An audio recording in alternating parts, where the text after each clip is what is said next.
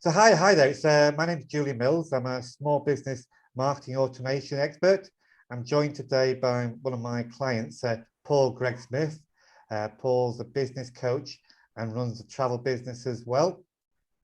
What I wanted to show you guys today was how I work with my clients and prospective clients to first of all work out which marketing automation platform they need and how they would use it for their business.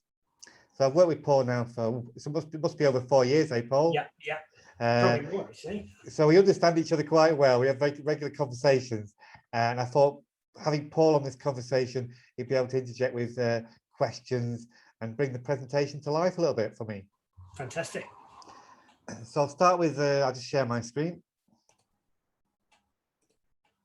So again, this is for anyone listening, this is for a kind of any business owner who wants to almost get a bird's eye view of their entire marketing process. And what Julian did for me, it's wonderful because he is able to kind of take the information that you may have in your head, extrapolate it, put it on a Lucidchart and show you just exactly what you're doing with your marketing. And I found that so helpful.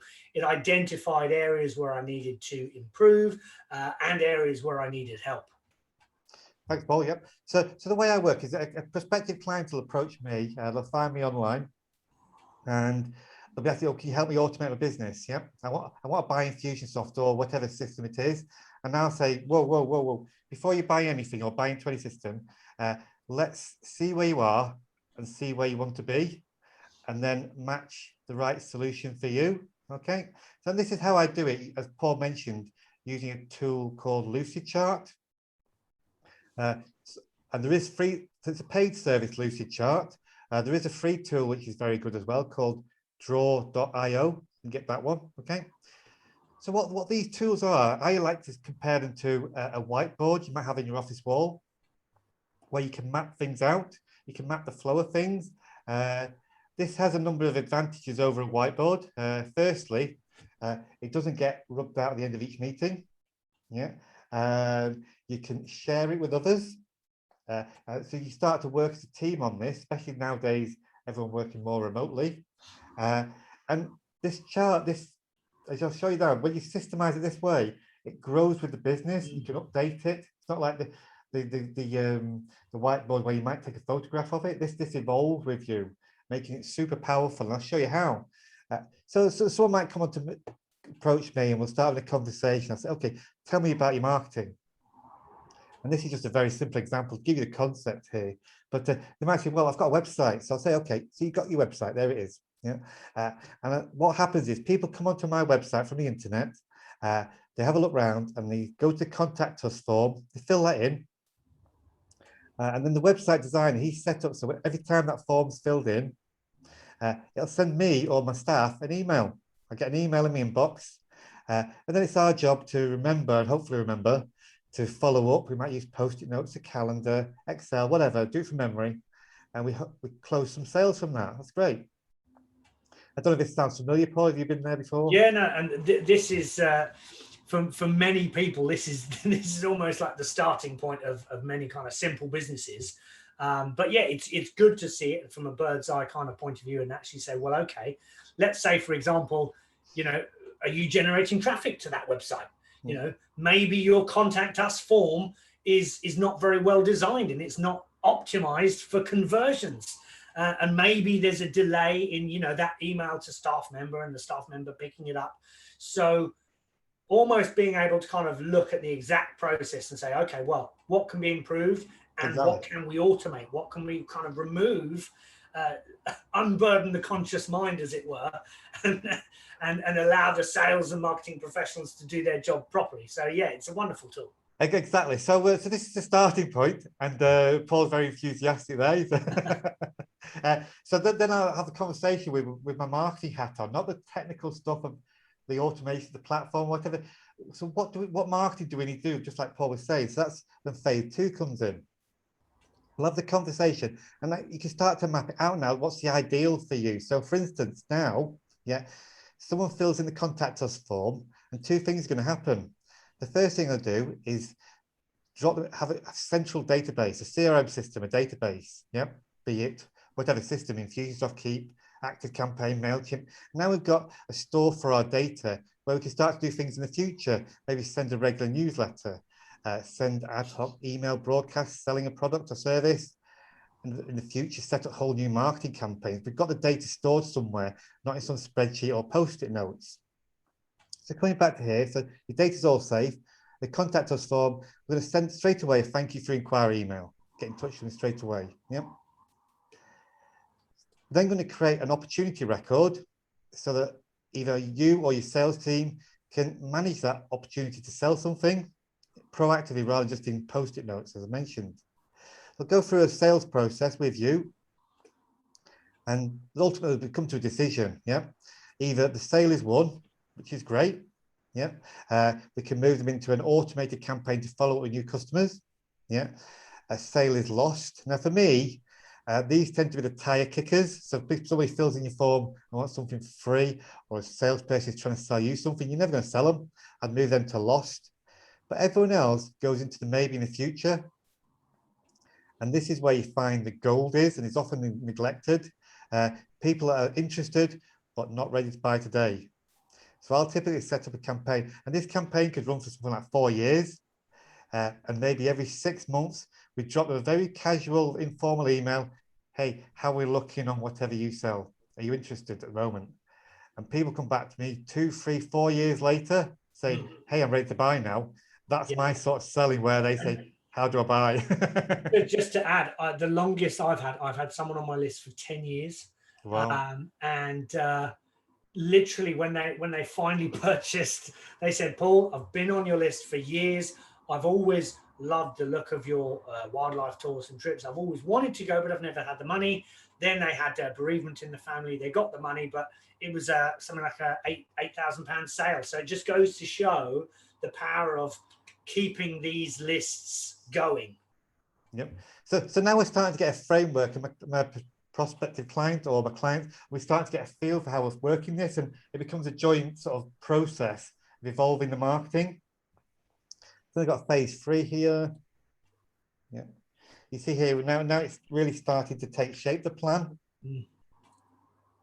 So I've also added in now, so say you might have a lead magnet on your website. Okay, you might be offering a free guide or a free book or whatever it might be, a free consultation. Somebody fills in that form, again, straight away, the data goes into our CRM, our database, so that we can follow up with them. Yeah, and what I'm doing here, as soon as they fill in the form, they go into CRM database, they're a prospect, equally as these are prospects, and straight away, I'm putting them into an evergreen campaign. Okay, this campaign never ends. Yeah, the only way to escape from this campaign is they either unsubscribe or they've come through here, they've become a client. In that case, automatically the system feeds back and stops the prospect campaign because now they're a customer. There's no point in sending them prospect emails anymore. That's all happening on autopilot. You the salesperson, don't need to worry about that. So if someone fills in the lead magnet, obviously we've got a little campaign to deliver the lead magnet. Maybe reminders are all built in there, etc. At some point, they might put their hand up and say, please give me a call. They fill a form in, please give me a call. I'm ready to talk. As soon as they put the hand up, we can drop them into here, create a sales opportunity and feed them into the sales team for follow-up. It's all making sense, Paul? Yeah, yeah, no, I love it. And I never cease to be amazed whenever I look at your Lucidcharts there. Okay, so that's giving us the 30,000-foot view of your sales and marketing system. But let's get down to the granularity, the nitty-gritty. How does it work in practice? How do we build out the campaigns in Infusionsoft, Keap, ActiveCampaign, or whatever? So here now, we're going to focus here on this part of the campaign. And I've called it campaign 1. So that would match the campaign that you would build in your automation platform. You see here, I put little stars on here, which actually say live in them. So what I'll be doing with clients is, as we're building out the whole system, and completing each section, I'll be putting a little star on here to show it's live and a little bit of gamification.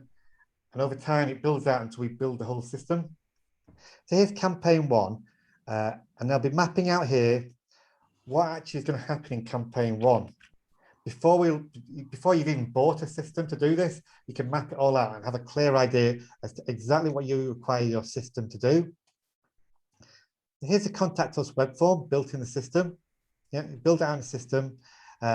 First name, email, typically take it to a thank you page. Yeah, there's no delay, and immediately I'm going to assign it to a rep. It might be Andy. Yeah, so it's assigned to a rep. Yeah, there's no delay then, and straight away I'm going to create a sales opportunity in that sales pipeline, and it'll be in specifically Andy's pipeline for him to follow up. He will start working that lead. And they're going to wait 3 minutes. I'm going to send a thank you email. Thank you for your inquiry. And guess what? That email is going to come from Andy. So straight away, we've started to build a relationship so that when Andy calls, they're expecting his call to start to build a relationship, really, rather than just, we'll call you shortly. Yeah. That's all part of this. I'm coding everything up so that when you go to your ActiveCampaign or your Keap campaign, you can exactly go straight to that campaign, straight to that part of the campaign and edit it, update it, or whatever. In the future, you can manage the whole system. As we're building out the emails here, for instance, we'll be making notes to the copywriter. What's the purpose of that email? What's the call to action, etc., etc. So by the time all that's ready and everything's complete, me as the campaign builder in the automation platform, this is our blueprint for what we're building. We just go in and build a campaign, drop in the copy for the email, and the job's done. Often you find with these platforms, these people say, oh, they want them, they're sold the sizzle, but then when it comes to the actual implementation, they're left with a blank canvas and they go, well, I don't know where to start. Because there's two problems. First of all, they don't know what they want, whereas this solves it. And second is the technicalities. So there's two sort of bridges to cross that catches a lot of people out on this. But this, once you know what you want, you can ask the right questions and build out what you want. Yeah, I love that. And certainly as a business owner, being able to tailor make the copywriting content to the specific client as well is super powerful. Okay, so just to finish off, I'll give you a couple of examples to show you how it can start to look in time. So these, as I mentioned at the start, these plans or these systems build up over time, and you're constantly tweaking, constantly refining. You've got to keep them up to date because it's the only way you know how everything is fitting together. So here's a simple automation plan I like to show to clients. So here you see here I've drilled down to, oops, a bit too far. Yeah, traffic sources. Where are you advertising? What are you doing to attract people onto your website? Yeah, in this case, I've got a lead magnet, landing pages, contact us form, even a third-party online store. Yeah, we can integrate with third-party tools. You see here when they fill in the lead magnet, they get a campaign. They go into an evergreen campaign. The whole point of the campaign is to get people to come back onto the website and not forget about us. Here you see the sales pipeline we've got going. So, you know, when you have a new member of staff starting, say it's a salesperson, you can say to the salesperson, look, on the first day, right, here's where every morning you obviously see new opportunities. You deal with those opportunities. You're looking to close them. Yeah, but they can see straight away, well, these are all the things that are feeding those opportunities to me. I'm part of the big picture here now. You can see how everything fits together like a jigsaw. Yeah, the salesperson might close the sale, but then maybe there's an account management team that handle the client onboarding. That can all be automated and managed. Yeah. And all here, you see here, so we start to see here the campaign detail. We're starting to map out what each part of the system needs to do in a logical manner so everyone can understand it. And for whoever's building the campaigns for you, they've got clear ideas from the start what they're doing and how it all fits together as a complete system. Awesome. Making sense, Paul? Yeah. And then finally, just to show you what this is what mine looks like. You know, if you're on this webinar, you've put all this video rather, you're probably coming up here and you're feeding down my funnel here, which is what it is. It's a sales funnel with all the automation, all the third-party tools that support that. My goal here is to make my job as easy as possible without using my time to do manual, mundane stuff. That's such a valuable point you've touched on there. It's saving yourself that time, energy, and attention. Now, Julian is obviously, he's an expert at it, and he makes this look easy for someone like me this looks really hard. But it's like, you know, from someone who, and a lot of business owners, sometimes their marketing and sales process can sometimes be ad hoc and reactive. This is very much proactive, but building out the correct systems over time to ultimately save yourself that time, energy, and attention, but also ultimately improve your productivity and profitability over time as well. But that's all I've got to say today, really, Paul. That's I just wanted to get across how I work with clients to map out the marketing before we even look at implementing in tools. Yeah, that's incredible.